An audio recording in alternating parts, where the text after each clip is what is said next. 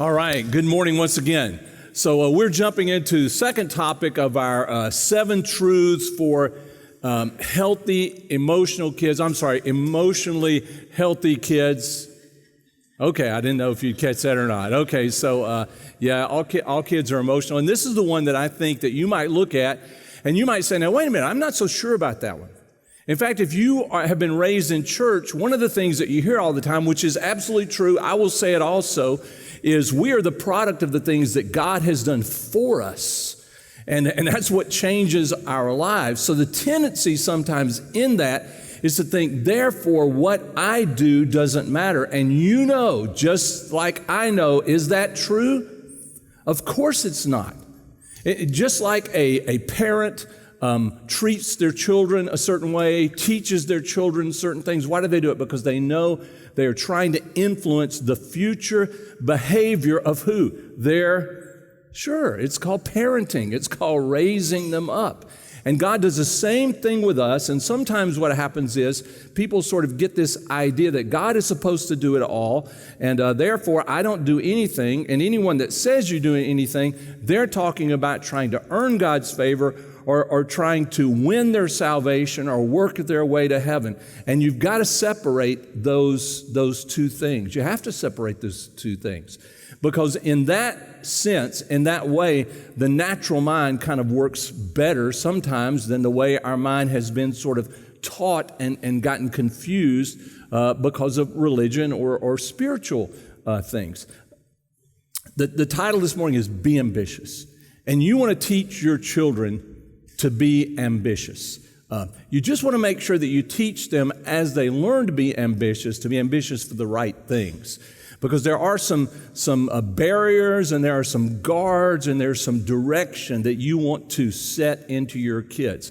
But I will tell you that this is me as a dad. I wanted my kids to be ambitious. When I work with people, and I've had a chance for a long time to work with a lot of people, and one of the things that will bother me sometimes, and I will push on someone about, is I don't see a lot of ambition, in you. And we are made with ambition. We are made with egos. And those are not all bad. And Christianity does not say that those things are all bad. Just go back and read the book and look at it in its perspective, and you'll catch it. If you go to Genesis, it talks about God creating the earth, the world, those things, the plants, the animals. And it goes down to this idea of God creating mankind in the very first chapter. And one of the things that he says to mankind he says, I want you to multiply. He said this to the animals too. I want you to multiply, fill the earth. I want you to subdue it, and I want you to rule over it. Do you think that's ambitious? Yeah, of course it is. When Jesus calls his disciples, the 12, now he doesn't do this with everyone, but with the 12, he goes and he calls them, and this is what he says to them. Follow me, and I will teach you how to fish for what? Men, people. You think that's ambitious? Oh my goodness, it's ambitious. The heroes in the Bible, you go back and look at, I was reading the story of David again. Go back and look at David. Was David ambitious? Of course he was. I mean, he talks about, tending his father's sheep, and a lion comes, and does David say, well, I just stood there and waited for God to slay the lion? No. He said, God gave me the strength to get my sling and to fell the lion. Or a bear comes and he takes his staff and he fights off the bear. This ambition, this do something, this go somewhere is just ingrained in human beings, I think, because we're created in God's image. And so as a parent, one of the things that you will have to do is to learn how to kind of harness with your kids and to direct and to protect them in the midst of their ambitiousness, to help them not to become discouraged as they move forward, as they try to learn what they're capable of and what they can do, and to give them some sort of direction in that. And it's a wonderful thing. It's a joyous thing as well as a painful thing, right? This is a verse that that we used last week. This is out of Colossians. If you don't remember this one, it's a really good one about being overly disciplining to your kids and being overly structured to them because you don't want to discourage them, and that's true. And this is what it reads: it says, fathers, don't overcorrect your children, or they will grow up feeling what? Inferior and what?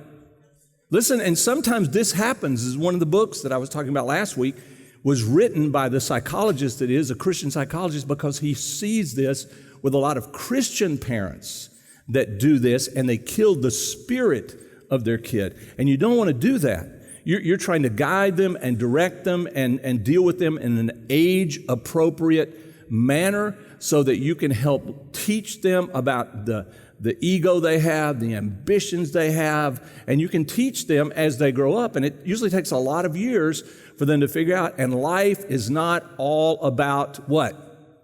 Yeah, me. It's not. And you have to teach them that. Because the natural tendency of a child is for life to be all about them. And when you have children, it is all about them because you're taking care of your child. That is absolutely natural.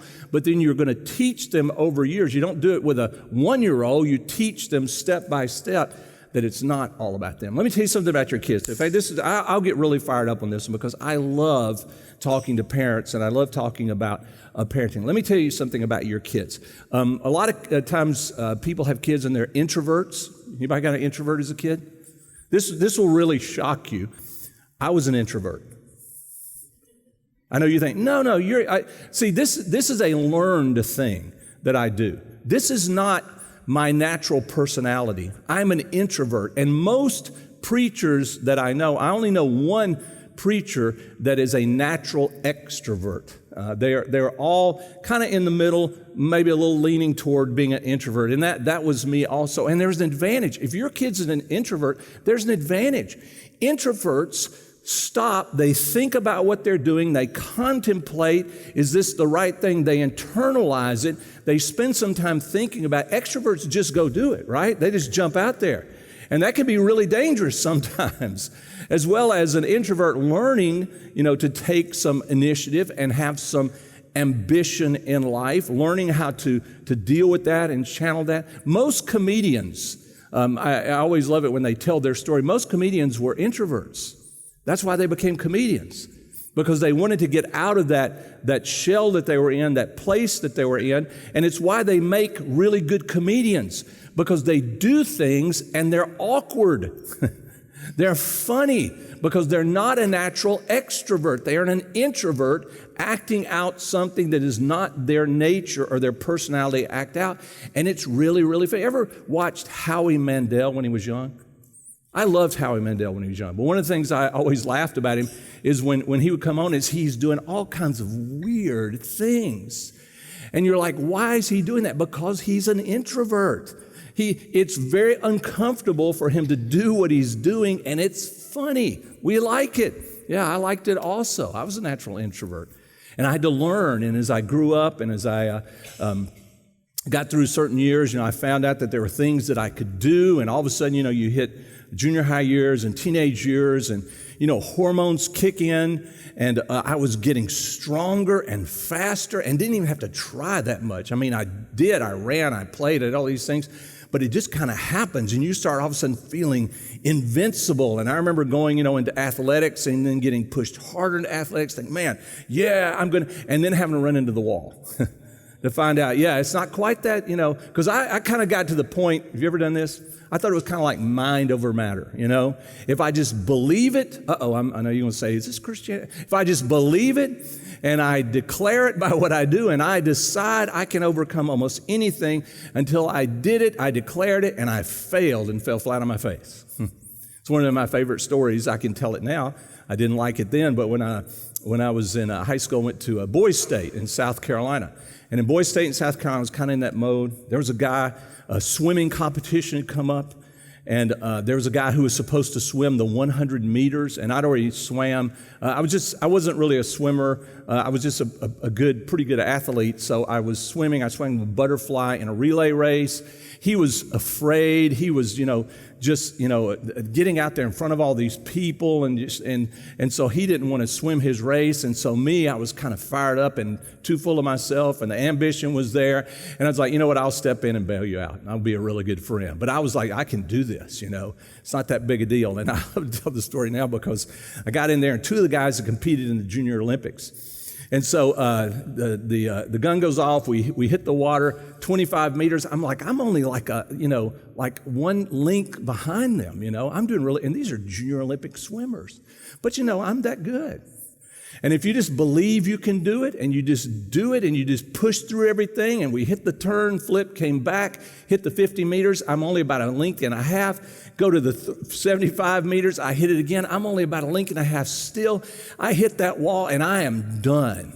I flip, my arms are like lead, my legs are lead, and then they kick it into the next gear because they had trained at it, they were good at it, and they just, boom, and they just took off and left me behind. I almost did not finish the race. That's how embarrassing it was. I barely made it to the 100-meter mark because I could hardly swim. And then I'm laying there in the water, and I can't get out of the pool. So when you swim, if you've ever been around swimmers, you'll notice, pools for swimmers and things like that don't have steps in them. They don't have ladders. They expect that you can, push up on the side and jump out of the pool, which normally I would do. I could not do that. I'd start, and nothing would happen because my arms were like lead. And finally, one of the officials comes up and says, there's another race. You'll have to get out of the pool. I said, I know that. I can't get out of the pool. I really could not get out of it. And I was afraid because there's one of those poles with a hook on it on the wall.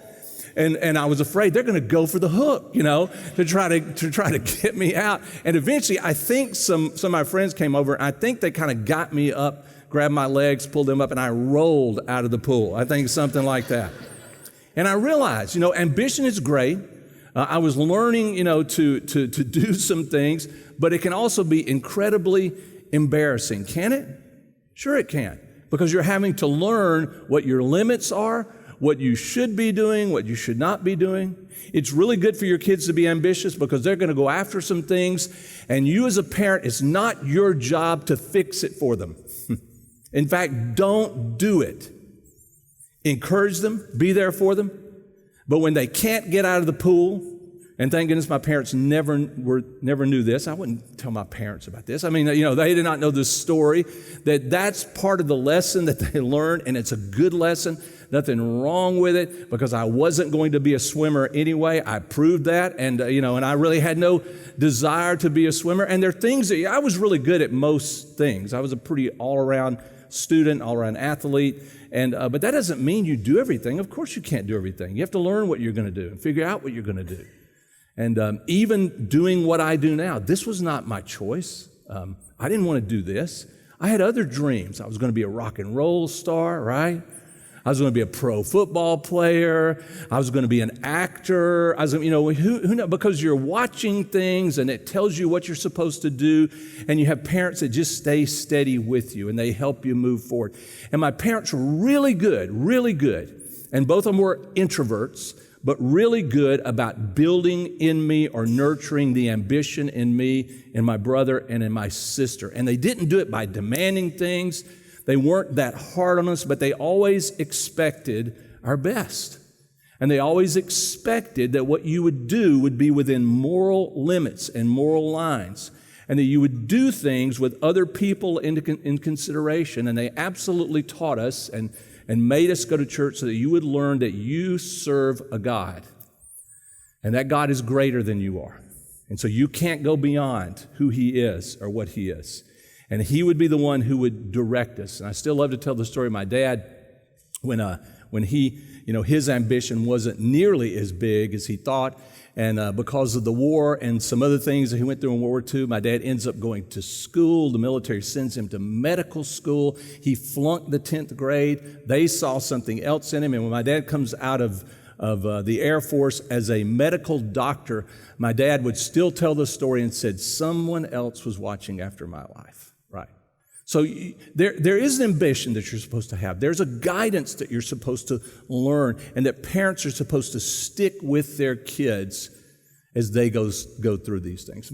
Even meeting my wife will tell you that when we first met, and she knew me, and I was a young minister at the time, and she thought, yeah, He's crazy, and because I was an introvert, and so I looked kind of silly doing some things and all too, and she thought I was goofy and immature at times and stuff like that, and she still married me. So it still can work out because even though she knew me and understood me, she still saw something in me that she decided was worth being a part of. And I'll tell you, with my wife, one of the things that attracted me to her is she had ambition.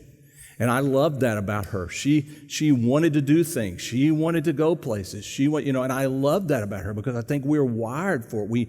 We need to have that in our life. So I'm going to take you through. I know you think, man, it's a long intro. It's just one of those things that just fires me up with my kids and hopefully with your kids also. It's okay if they are like most kids and fairly introverted and looking at themselves and saying, I'm not sure what are people going to react to this. Are they going to laugh at me? That's okay. Those are wonderful character traits to have and to learn to grow even past and to work within those. So let me take you through a few things. The first thing is children have a tendency. I know you're going to think, what a brilliant observation. Children have a tendency to act like or behave like what?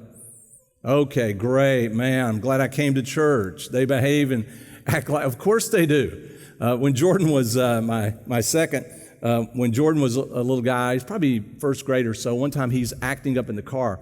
And I told him I was real frustrated. His parents get sometime. I was tired. It was probably hot, probably like it is now. And I said something like, stop acting like a child. And he says, I am a child.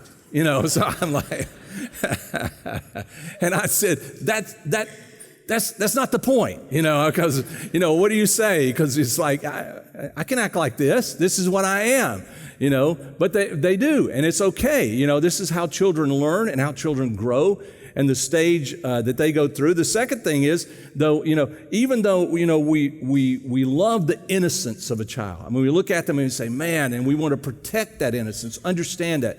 There's a fear that we have, a worry that we have about their naiveness because they don't understand the world. They don't know the world. They don't know a lot of the dangers that are out there. They don't know what they could get into that might be a bad thing. They don't understand all the influences out there that could be dangerous for them. That's why they have parents.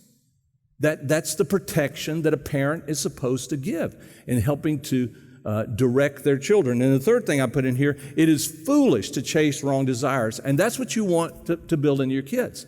It is a foolish thing to chase wrong desires. My parents were really good about that. They wanted to make sure that I understood there were things I could go after that would be bad things to go after. You don't want to chase those things.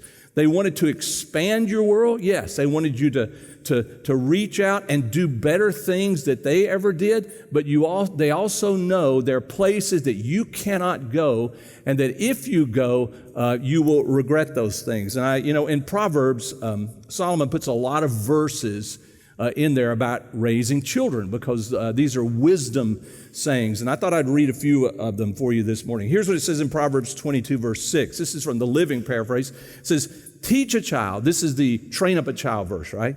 Teach a child to choose the right path. Train up a child in the way that they should go. And when he is older or she is older, they will remain on the path. When they are older, they will not stray from it. And that means, what that's talking about is a wisdom saying, is that as a parent, that's your job. Your job is to teach them the path, to teach them how to live, how to grow, to take them as they are, try to understand them, love your child, be in the world with your child so that you can help them even though they may be different than you are. They may be different than the personality that you wanted out of that child, but you're trying to help them find the path. Now, a lot of people will say, and for a lot of years it was real popular to go into this and say, this is about their individual path because of their personality and all. Probably not a lot in this proverb that relates that way, but I do understand that because, like I said, all children are different.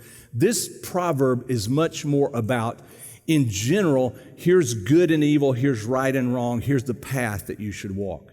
And so if you teach them this and you train them in this path, As they get older, they understand that path. They have that to carry with them and to relate to in life. If you don't teach them that path, or if someone teaches them a different path, then that is what they carry with them. So your job as a parent is to certainly direct them along that path. Or the second one here is in Proverbs 19, verse 18. It says, correct your children while there is still, I like this, while there's still what? That means while they're still teachable, they're still trainable.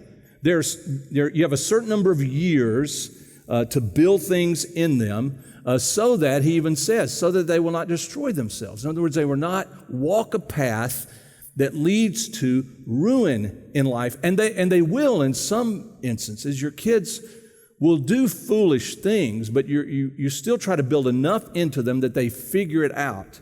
Or how about verse 15 in Proverbs 22? It says, foolishness is bound up in the heart of a child. Yes, I mean the potential to do foolish things. And the rod of discipline will remove it from him. This is not a verse for spanking or against spanking. It's a symbol of, the rod was a symbol of discipline, and the culture was different back then, just to let you know, so that I'd probably get in trouble for this one.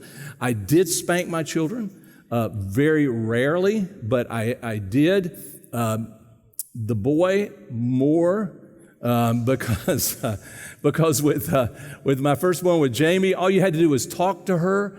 And, she may even deny something. I still remember her and Jordan, in fact, he talks about this still. When they were little kids, they got out and they were scooping up mud water in the street and throwing it on cars as it was going by, using pans out of the kitchen. And if someone else was watching them, supposedly, apparently not watching them quite enough. And one of the cars, the lady was driving a brand new white car, nice car, and she stopped. And so I heard about it when I got home and I had to deal with it. And I had to talk with both of them, and they both denied it. So were you out there? No, we would never do a thing like that. Because they knew, of course, kids know that they're in trouble. And I sat down with my daughter. I go, now, are you sure you didn't do that? And all of a sudden, everything breaks loose. She's crying, she's weeping. That's all it takes with her. He's still denying it. Oh, yeah. I'm like, no, she just turned on you, right? You have a witness against you already. No, he's still denying it. And now, if you were to ask him now, he would still say, he's here today. You can ask him. He would say this. He said, hey, she was older. It was her fault. Right. She's the one that was supposed to know better. Wasn't my job, to know better. And with him, usually it would take a little bit more discipline and restriction to get him to confess or come to the truth sometimes. Or how about this one? Proverbs 29:17 says, discipline your child, you will be glad you did. Yes. Because you go through, some of the struggles and some of the uncomfortableness of children, and you certainly don't want adult children. You want them to have learned some of those things when they're young, so that when you're older, it won't be quite as bad. It says, then they'll turn out to be a delight for you to live with. And I think that certainly is true, that later in life, your kids kind of get it, and especially the way they've been raised, they realize they have to raise their own now, and they have to do the same thing, and it makes them a lot more understanding of what their mom and dad did. Those are people that raised them, what they were taught. They were like, okay, now I understand why you taught me that or did these things. Here's two more. Discipline often is counter to my natural desires, and that's absolutely true. My natural desire sometimes to get angry is to express that anger, and sometimes it takes a lot of discipline for a person to learn, okay, maybe you want to think about this first and contemplate this first. Remember, your mom probably taught you count to what? 10 before you speak, and that's because then you at least, you have some sort of reason to, if you watch athletes, I was watching golf a couple weeks ago, and they said this with a young athlete, and he's got a big shot, he may win a tournament, and they said he has to step back and take a deep breath. Because all the emotion, all the adrenaline is flowing, and if he doesn't, then that will motivate him, and he'll mess up his shot. That's a good rule for life. At times you have to stop, take a deep breath, count to 10, and say, wait a minute, because my natural desires many times are not the best desires for me. Number 5, discipline is both a protection and it's a pathway. It's both. So when you discipline, you're trying to set up some sort of direction and some sort of barriers where you say, this is a bad path. So you're trying to protect your children so that as they grow older, they will know the good path. But it's also a direction, because as you set up barriers, they have ambition. They're going to move in a direction. The barriers mean that they're going to move in the direction that you want to point them. And that's exactly the way it's supposed to work. You're giving them a place to go, something to do with their life that they understand later. You hope they'll understand there was someone who loved me, and even though I didn't like all the discipline, they cared for me, and so they pointed me in a certain direction, and that direction now I'm glad that I learned to go in that direction. Hebrews chapter 12 verse 10 says this. It says, "For our earthly fathers disciplined us for a few years, doing the best they knew how, but God's discipline is always good for us." It means that, as earthly mothers and fathers, we're still flawed. We do the best we can, but we can trust that God knows even better what He is doing. So it's always good for us so that we might share in His holiness, and that's the path. God disciplines because God has a future for us. He has a goal for us. He's pointing us in a certain direction because God has something for us. Just like you with your child, you want them to go somewhere and do something with their life, and their life to be a pleasure, to you, but a pleasure to themselves also, even in the difficult times. Verse 11 says, "No discipline is enjoyable while it is happening." Any church people want to say amen? Okay, you should. That's right. It's not enjoyable while it's happening. In fact, it's painful. Sure it is. That's why it is a correction. Because it's not the natural direction we would go. It is a correction of the direction. And so he goes on to say, "But afterward, there will be a peaceful harvest of right living for those who are trained by this way." Absolutely. Or here's number 6. Discipline should be motivated by love, and discipline should be filled with hope. Discipline should be motivated by love. And when it is, it can be filled with hope. And if there's one thing that you want to give your kids, it is hope. Hope is about the future. Hope is about where, if you learn through this may be hard, this may be painful, but there's a future involved if you go through that. Physically, athletes discipline themselves because of the race that's coming, because of the goal they're trying to reach.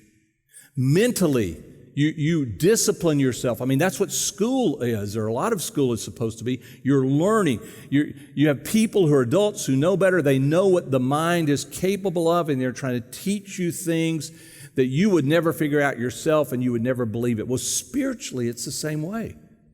And hope is born of the Spirit.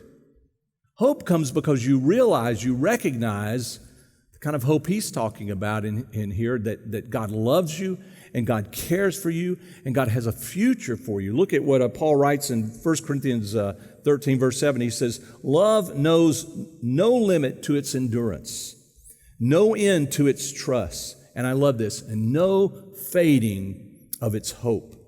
It can outlast anything.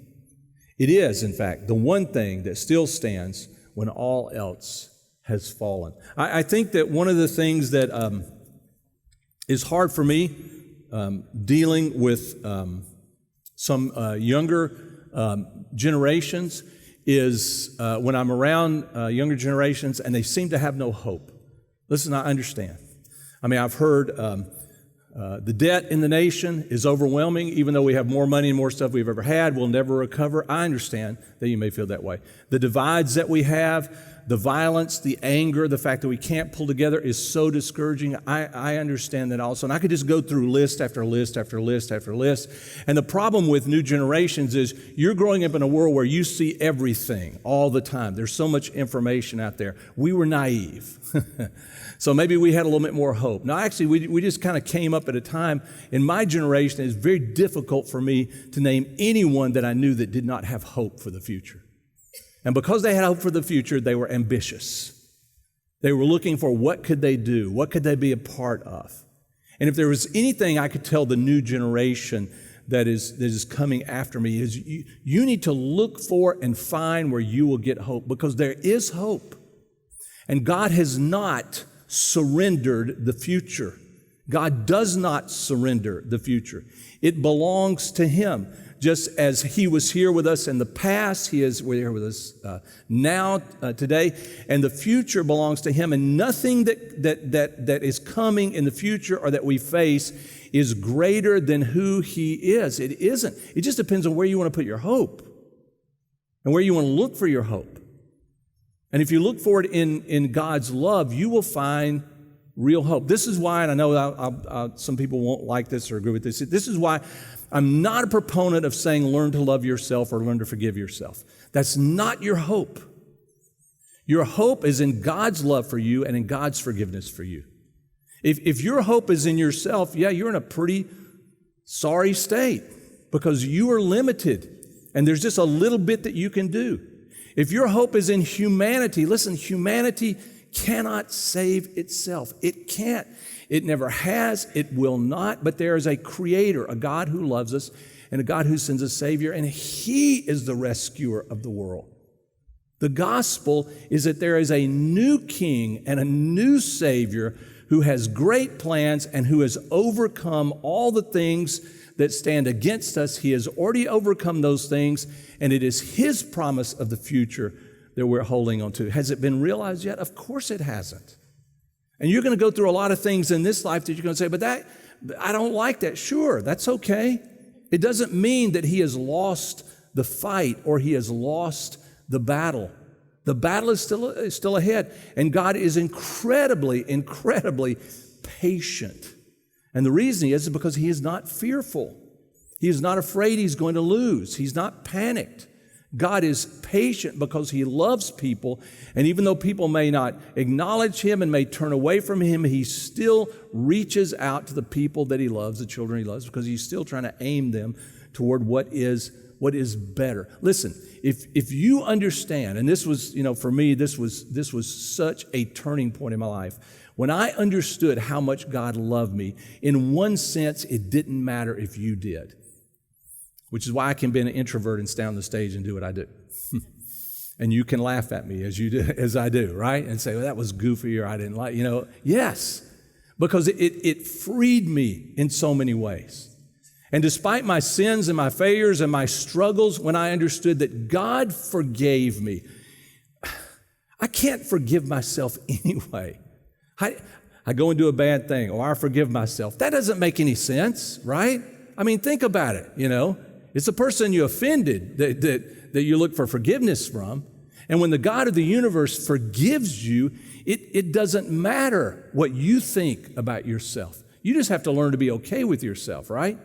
I'm okay that I'm flawed. I don't like it, but I understand that because there's something greater that has set me free from the consequences of my flaws and my sins and my struggles and my difficulties.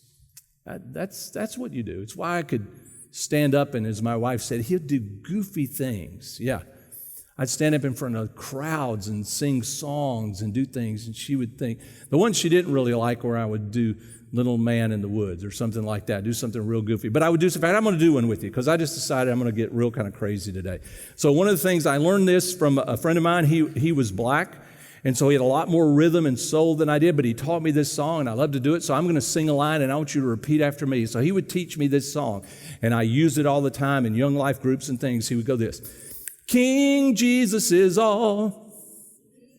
Okay, you have to repeat after me. In fact, snap with me. Oh, y'all are good, yeah. You got a little rhythm. He knew that's about all I could muster. King Jesus is all, my all in all. And I know that He'll answer me when I call. Walking by my side, I'm satisfied that King Jesus is all, my all in all. And King Jesus is all, my all in all. Okay, you're not going to try. Okay. So you'll probably agree with my wife, hey, it's goofy, it's immature, I don't know, but she still married me. And so why can you do things like that? See, for me, and what my friend taught me was this wasn't about me. This is about other people. And this is about them understanding just how much God loved them and how much Jesus loved them. And that means if I have to look a little goofy or a little foolish, okay, truth is I am, So that's okay to see the reality of that. If in seeing the reality of that, you can see another reality that can help set you free in life. Okay, so let me finish up here real quickly. This is what 1 Corinthians 13, verse 11 says. When I was a child, this is about discipline, is about keeping the dream alive. When I was a child, I talked like a child, I thought like a child, I reasoned like a child.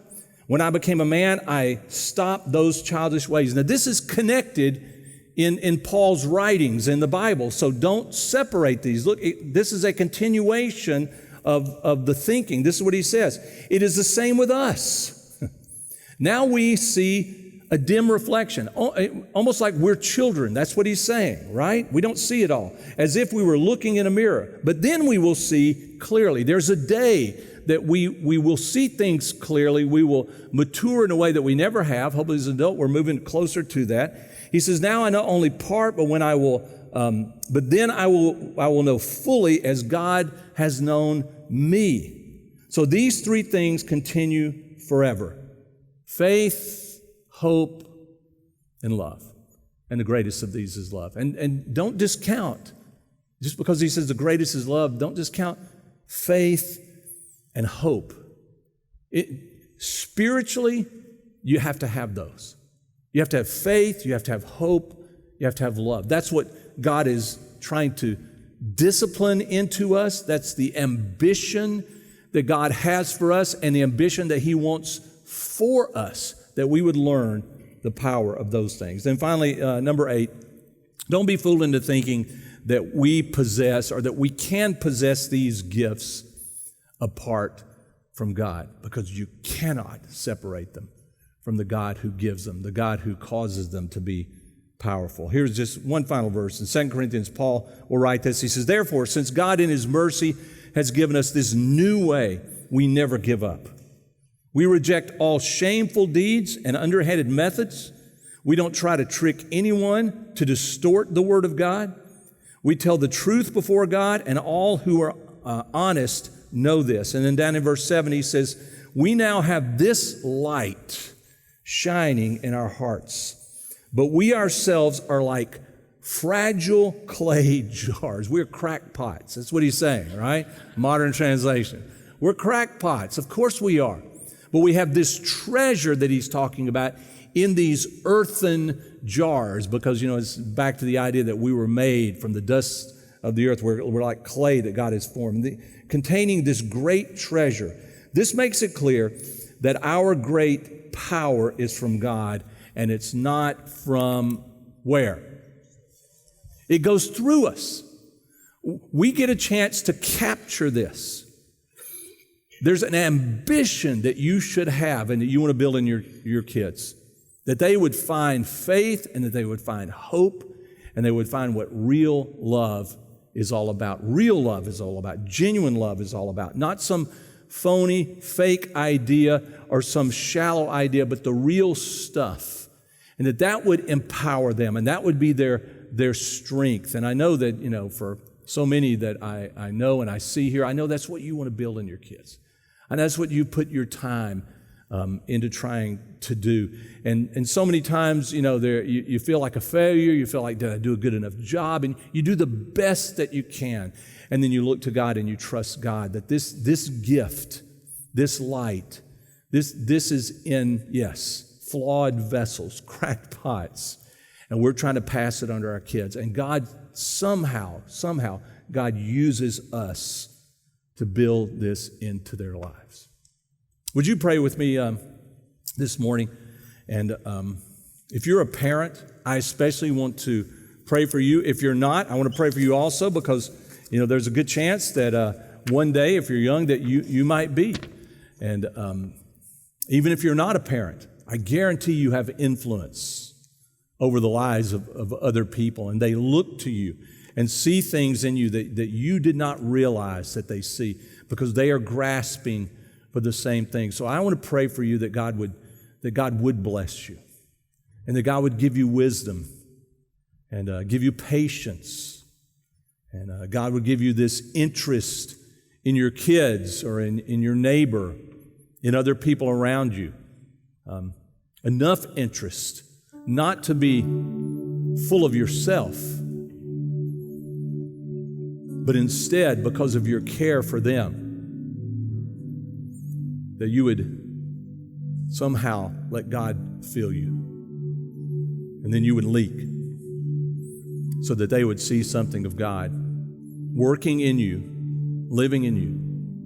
I pray for everyone here, Lord, that you would fill them with faith. You would give them faith. And I know, Lord, even in saying that sometimes the way you give it is a hard road, tough road. There is pain involved in it. There's a struggle. There are ideas that we think we've figured out, and then all of a sudden we realize, okay, that's not how you want it or not what you want to do. And I pray for those who are here, Lord, that you would give them hope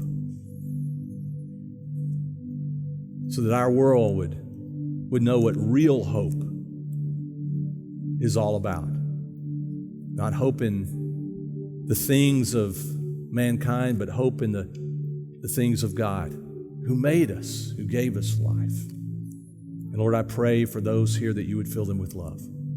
The same love that you showed us, the same love that Jesus taught his disciples of. A whole new idea of love. A love that is not self-oriented, but even in the midst of our natural self-orientation, a love that is learning to be oriented toward other people because you, Father, have loved us. You've shown compassion to us. And Lord, you are the one who forgave us because of your love. You're here and you've never put your heart, your hope in Jesus Christ. Peter says, but sanctify Christ as Lord in your hearts. That means you learn to let his ideas and his life live inside our hearts. It's a decision that you make, something that only he can bring the change and transformation because you've allowed him to come in.